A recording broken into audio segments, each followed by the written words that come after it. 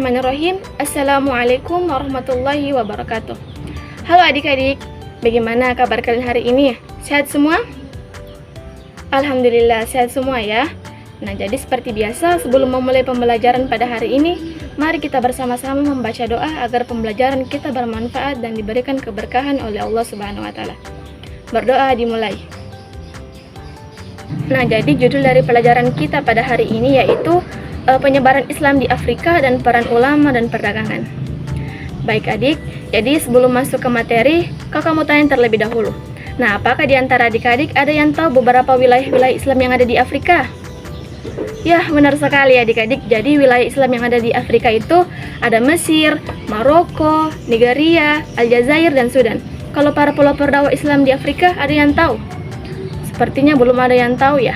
Tenang adik, karena materi yang akan kakak bawa pada hari ini yaitu para pelopor dakwah di Afrika dan strategi dakwahnya.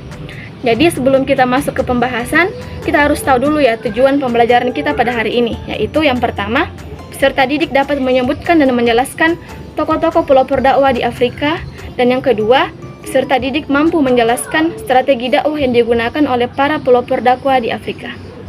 Nah, mari kita masuk pada pembahasan hari ini. Jadi kita harus tahu dulu, peran ulama dalam penyebar Islam di Afrika itu memiliki peran yang sangat penting. Nah, mereka tidak hanya berfungsi sebagai pengajar agama saja, tapi juga sebagai pemimpin komunitas yang mengintegrasikan nilai-nilai Islam ke dalam kehidupan sehari-hari. Nah, dengan melalui dakwah, pendidikan, dan praktik spiritual, ulama berhasil menarik minat banyak orang untuk memeluk Islam. Jadi secara keseluruhan, peran ulama dalam penyebaran Islam di Afrika itu sangat kompleks dan melibatkan berbagai aspek kehidupan, mulai dari pendidikan hingga sosial.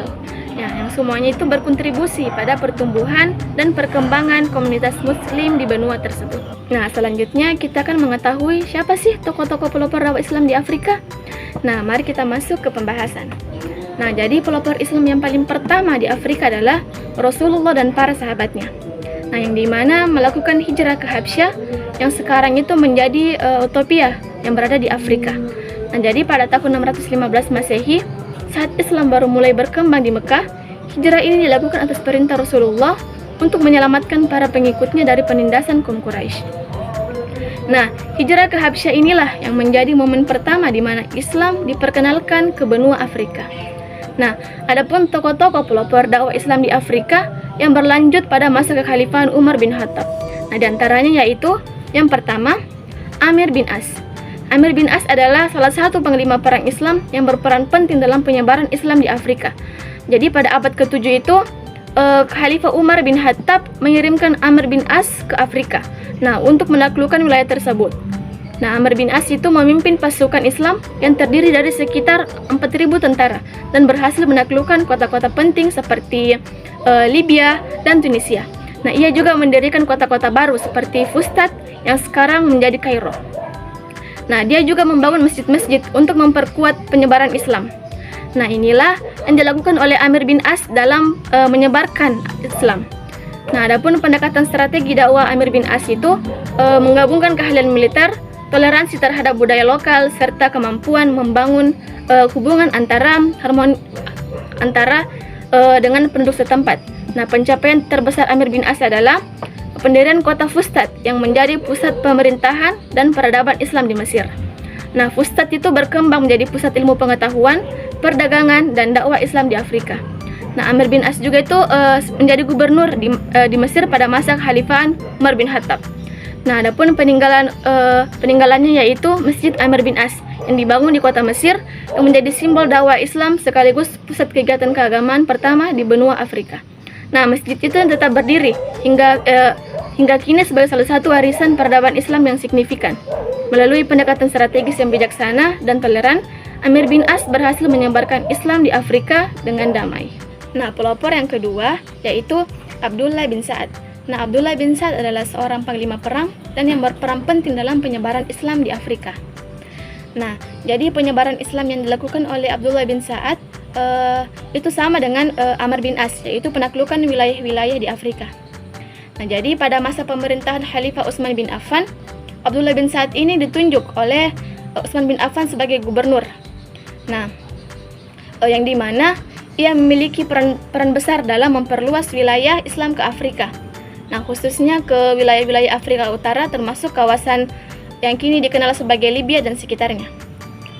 Nah, ada juga wilayah wilayah Nubia dan Maghrib sebagai Afrika Barat Laut. Nah, strategi dakwah yang diterapkan oleh Abdullah bin Sa'ad ini memadukan ekspansi militer dengan pendekatan damai yang bertujuan untuk menciptakan stabilitas dan penerimaan Islam di wilayah-wilayah baru. Nah, adapun pelopor yang ketiga yaitu Uqbah bin Nafi. Uqbah bin Nafi adalah salah satu tokoh penting dalam sejarah penyebaran Islam di Afrika. Nah, Uqbah ini dikenal atas jasanya dalam memperluas wilayah Islam ke daerah yang sekarang dikenal sebagai Tunisia dan Aljazair dan sekitarnya. Nah, pendekatan dakwah Uqbah bin Nafi ini sangat strategis. Nah, yang dimana dia ini menggabungkan kekuatan militer dengan penyebaran agama. Salah satu pencapaian paling penting Uqbah bin Nafi adalah pendirian kota Kairouan di Tunisia yang menjadi pusat keilmuan yang sangat penting. Nah, kota Kairouan ini yang didirikan menjadi pusat peradaban Islam yang berpengaruh di seluruh dunia Islam. Bahkan dikenal sebagai salah satu kota terbesar dalam penyebaran ilmu fikih dan hadis.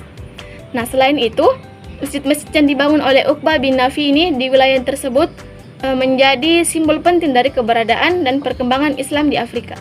Nah, jadi adik-adik, apakah kalian tahu ada juga loh dua ulama yang berasal dari Indonesia yang dimana ia ini menjadi pelopor dakwah di Afrika. Nah, apakah kalian ingin tahu? Oke, beliau ini adalah Syekh Muhammad Yusuf Al-Makassari. Nah, beliau ini adalah seorang ulama yang berasal dari Goa, Sulawesi Selatan.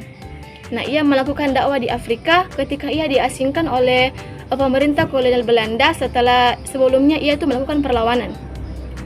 Nah, Syekh Muhammad Yusuf Al-Makassari ini dikenal sebagai salah satu tokoh penting dalam penyebaran Islam di Afrika, khususnya di wilayah pesisir timur Afrika, seperti Zanzibar dan Somalia.